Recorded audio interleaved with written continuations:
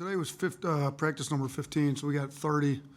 So we're right at the halfway point. I thought today was good. I thought the energy was good.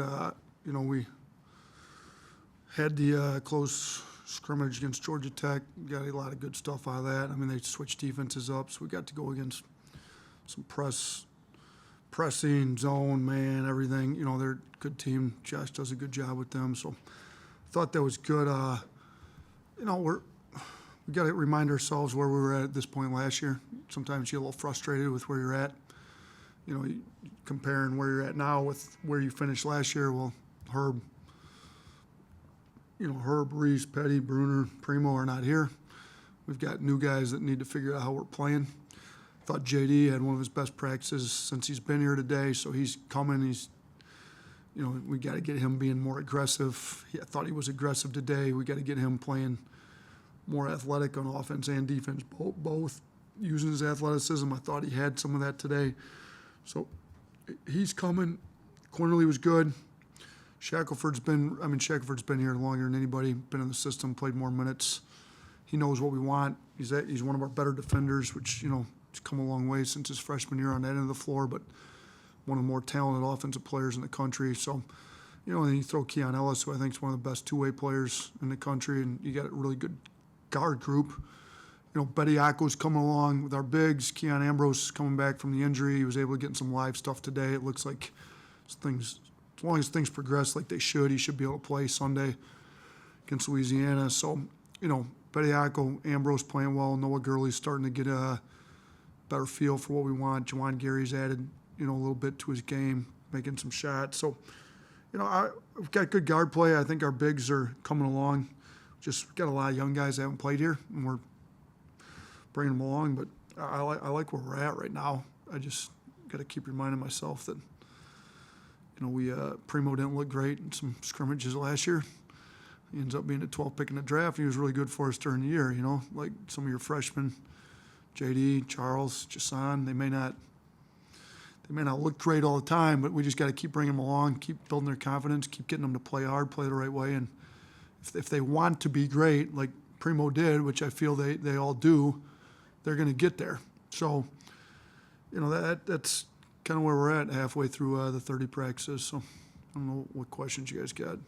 Probably go ahead. You mentioned helping the young guys come along with Herb and Petty and Reese and Bruner and all those guys leaving. Just where would you say your leadership's at this point? Yeah, I think Shaq's been one of our better leaders. He's played the most here. Javon Quinterly, Keon Ellis are definitely up there too. Keon with just how he plays, how hard he plays both ends of the floor, and he's got no problem speaking up. And none of those three are necessarily super vocal, but they're not quiet kids either. They're more than comfortable saying something when it needs to be said. And I think they're all very capable players. So when guys, when they speak, guys are going to listen. We also get some leadership from some of our walk-ons. I think Tyler and BJ, they've actually been here longer than anybody. They were here before I was here. They, when they speak, they know what we want, what works. They may not be our more talented players, but they know what we need. So those two speak up. Noah Gurley's he's a grad transfer. Actually, he graduated from Furman. So he's one that hasn't been here, but he's been in college basketball for 4 years. So he gives us a little bit of leadership there too. Vision seeing Jaden Shackelford, Javon Quinterly, and J.D. Davison on the court at the same time? If so, how would that work? And then if not, how do you kind of plan on balancing it out, considering the talent level of all of them? Yeah, they're going to be on the floor a lot together. I mean, we play a lot of guards. I mean, if your third best defender is going to be on either Quinterly, Shackelford, or JD, I don't know which one they'd put your third best perimeter defender on. That's going to be a major mismatch. So, we're going to have to build our defense to, one of those guys is going to have to guard a three. JD's got a little bit of size for a guard, 6'3", pretty strong, body put together. Shaq's strong put together. I think we can give them help. If they're, they would have, the other team would have a mismatch with their three-man on one of those three. Well, that also means they got a 4 and a 5 in the game, and we can give a lot of help in the lane with the college game that way. So everybody's always, you go back to our days at Buffalo. I started 3-point guards my second to last year. That year we beat Arizona. We started Wes Clark, who's starting point guard in Missouri, C.J. Massenberg, who started at the point guard for the Brooklyn Nets G League team, Devontae Jordan. They were all 3 point guards.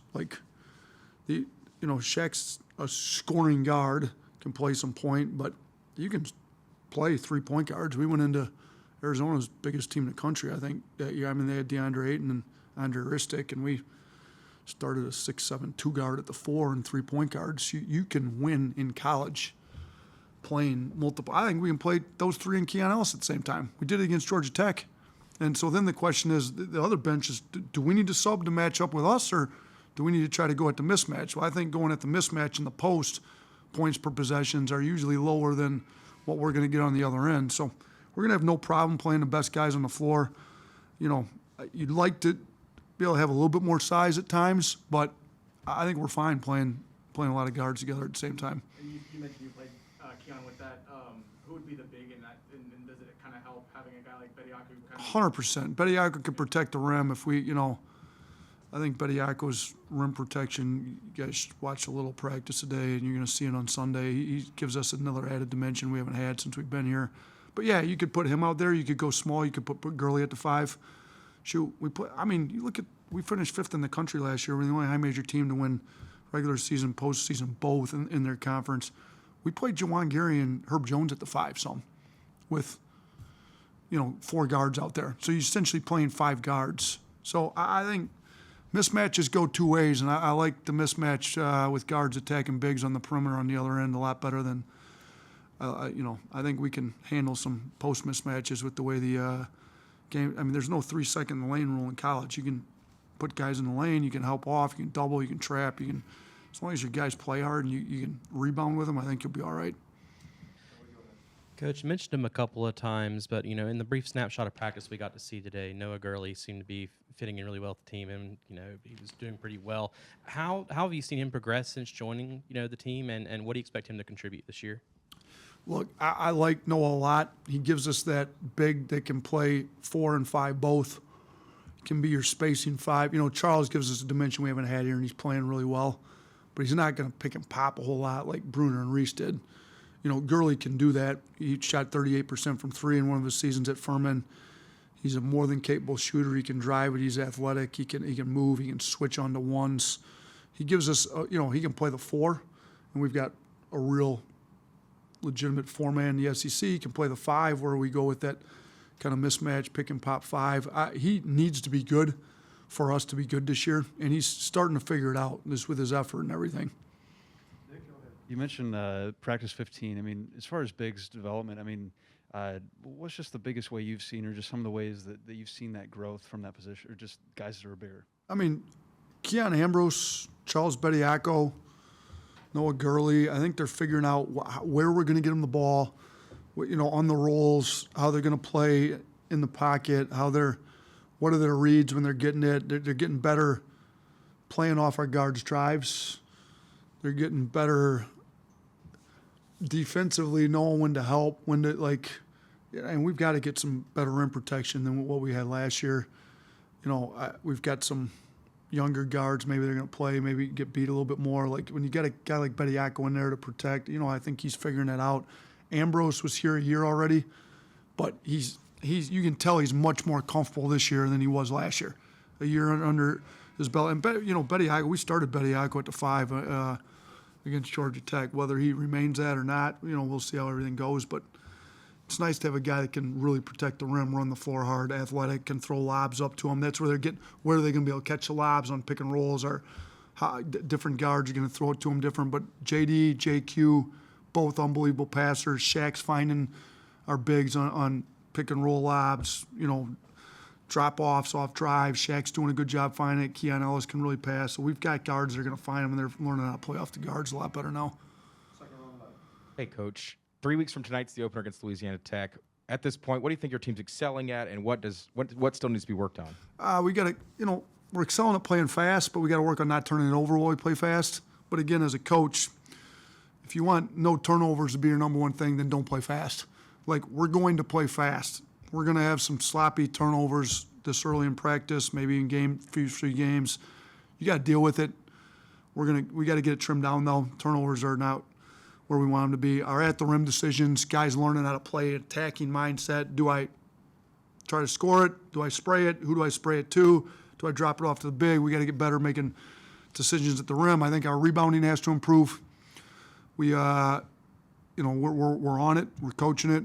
Coach Hodgson's kind of our rebounding coach. He's all over it. He's doing a good job with it, but we got to get better. We got to get our guards rebounded better if we're going to play fast in transition. We got to defensive rebounds got to get better, and then defensively, we're not the third best defense in the country right now. We're not even close. We've got a long ways to go that way. We've got a lot of new guys that haven't played in our system that need to know what our system looks like. When you lose Herb Jones, maybe the best defensive player in the country, defensive player of the year in the SEC, Petty, who had a high IQ with a lot of athleticism, Primo, long athletic, high IQ, Reese and Bruner, high IQ guys. You lose those types of players, you got some work. Now, we do have Bediako, who's going to erase a lot of mistakes. Keon Ellis, I think, could be the best two-way player in this league. So you're starting Shaq's understanding a lot better on the defensive end. I like where he's at a lot. So we've got some pieces. Juwan Gary's really good defender. We just got to put it all together. So those some of the areas I think we got to improve on. I think we got a couple questions on Zoom. Go ahead, Stephanie. Mike Rodak. Yeah, Nate, just kind of a big picture question. I think within the span of 2 months this offseason, you had both Roy Williams and Coach K, make their announcements, retirement or, last year. Just how much of a new era does this feel like for college basketball, given what the traditional giants might have been in the past? It's a good question. I mean, those guys aren't in our league, but they're obviously Coach K's a stalwart, coaching the USA Olympic team and one of the best coaches in the history of the game. So for him to announce his retirement at the end of this year, he kind of in, Roy Williams, one of the best coaches in the history of the game. It's, I don't know if you say there's a change in the guard, but there's definitely two Hall of Fame coaches that won't be coaching after this year. So, and maybe the biggest rivalry in college basketball. So there's definitely some changing going on. How does it make me feel going into this year?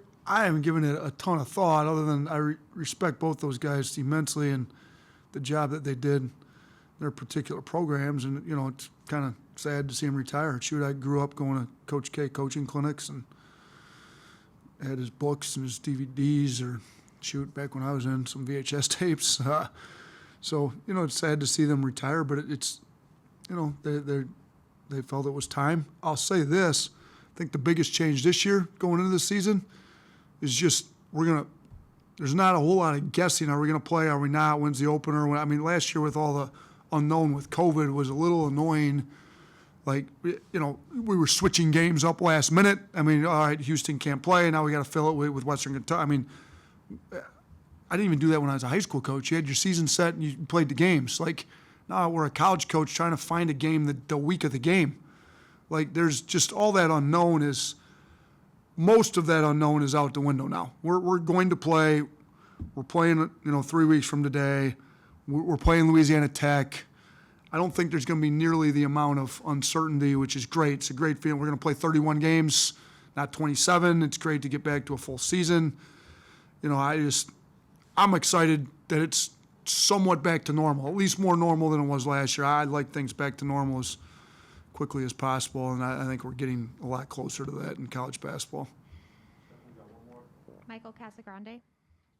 Yeah, too, if I could, just wondering, talking about that game scheduling stuff that My golf game's the same as it was the last time I talked to you, in case that's one of the good. questions. No, the one of the questions is since you played last year, will there be a home and home with Western Kentucky next year? We owe the Hilltoppers. I'd like to get them on like a four-year contract just for you. Just Okay, yeah. go right along with the hole-in-one deal. You want to take video of my bad swing, then I'm going to hit a hole-in-one. You want to talk to us about losing to Western Kentucky? We may see what happens after that, That's how it goes with you, Michael. So we're going to try to maybe do a 4-year contract with them starting next year or something. Cool, that sounds cool. Getting to this year with JD, I think you talked about him a little bit at the beginning.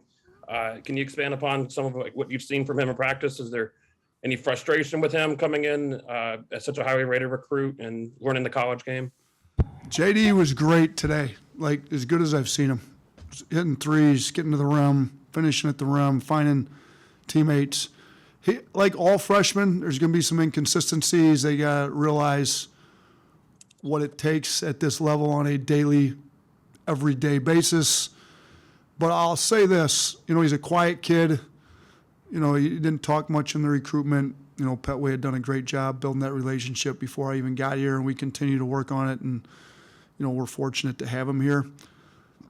I think, we've had a lot of NBA scouts come through. We had Jim Boylan spent 3 days with us. He was the head coach for the Bulls, spoke at our clinic. A lot of those guys are really excited about him, as we are, because they see all the potential, what he's capable of doing. Now, are you going to see that every single day in practice, every night out? No, not yet, but we're going to get him there. That's the plan. Let's get him a lot more consistent. Even look at last year's freshman with Primo.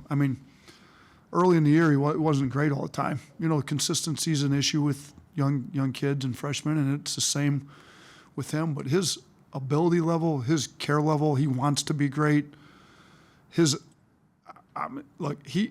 much more vocal and talkative than what I thought he was going to be coming in. And his IQ, just because, if a kid doesn't talk a ton in the recruitment, you're not quite sure where their basketball IQ is going to be and all that. His basketball IQ is actually pretty high, and he's very coachable. So you always wonder if the kid rated that high, how coachable are they going to be? Do they think they have everything figured out? He's not. He's the opposite of that. He wants to be coached.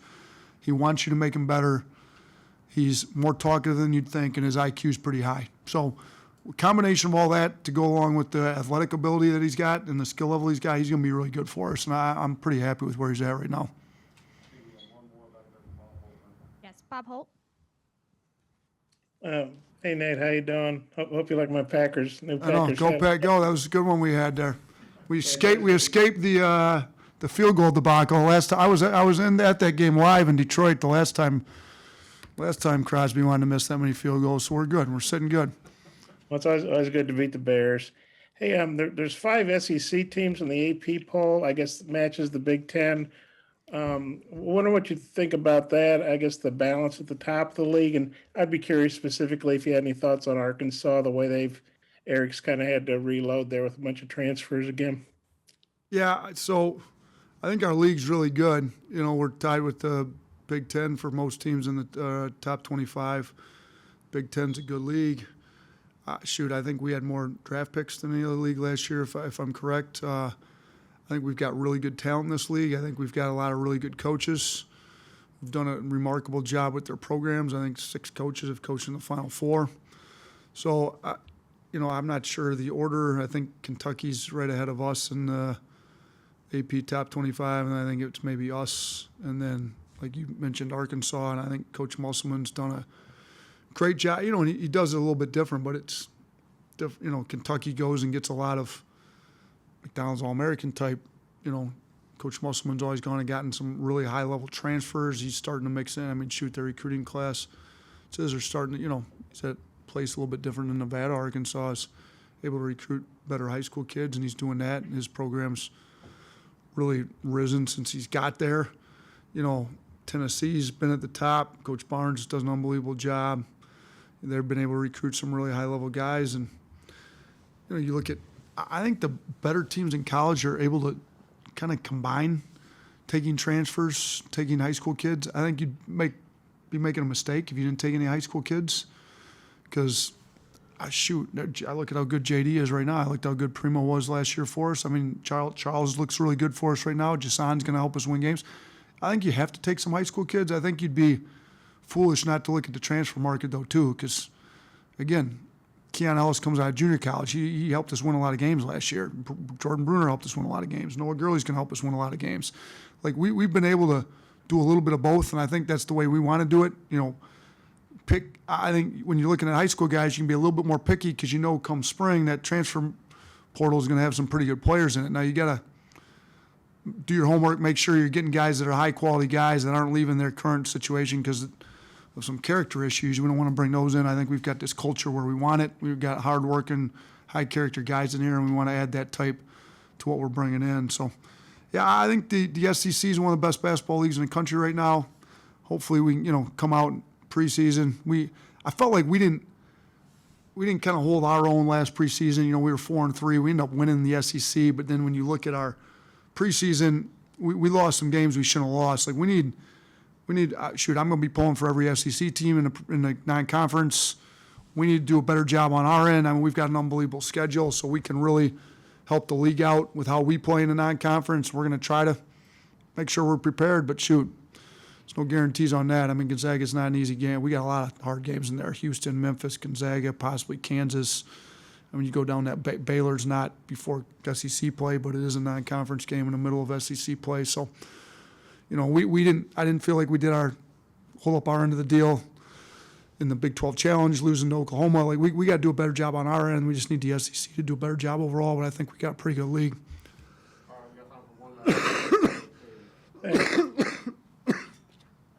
Coach, when you talk about what y'all lost, how important is it for this team that Shaq and JQ both decided to come back when they could have done other things? And then how, for them individually, will it help them maybe to prepare for the NBA? We wouldn't be looking nearly like we are if those hadn't come back. If those two weren't back here, we'd have lost our top 6 scorers. We lost 4 of our top 6, but we did get the top 2 back, which are Shaq and JQ. So I think, you know, they both looked at professional options. JQ did not end up putting his name in the draft. They got some feedback and just decided they were coming back here. You know, after his year at Villanova and after the year he had here, I think he felt like playing one more year in our system would really help him, and I think it will. I mean, he's looked unbelievable in practice. I think he's going to be really good for us this year. I think he's going to up his stock. You know, Shaq did put his name into the draft, looked at it, looked at other college options, and which I want, like I tell recruits here, like I never pressure recruits in the committee either. I want everybody to be 100% determined this is the spot for them, and they didn't get forced into this. So same with Shaq. If you want to look somewhere, that's fine. I want you here because you're convinced this is the best spot for you to achieve your goals. So when he became convinced this is the best spot for him, like, welcome back with open arms. Like, we love him. He's going to be great for us. He's the leading scorer on the 5th best team in the country last year.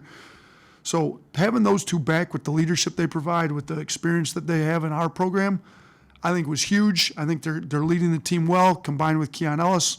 When you've got really good, experienced guard play in college basketball, you've got a chance to win a lot of games. Now we're going to get our bigs up to, they're not as experienced, but I think they can be pretty good for us. So having those two back is huge for us. All right, thank you, Coach. All right, thanks. Good seeing you guys all in person again.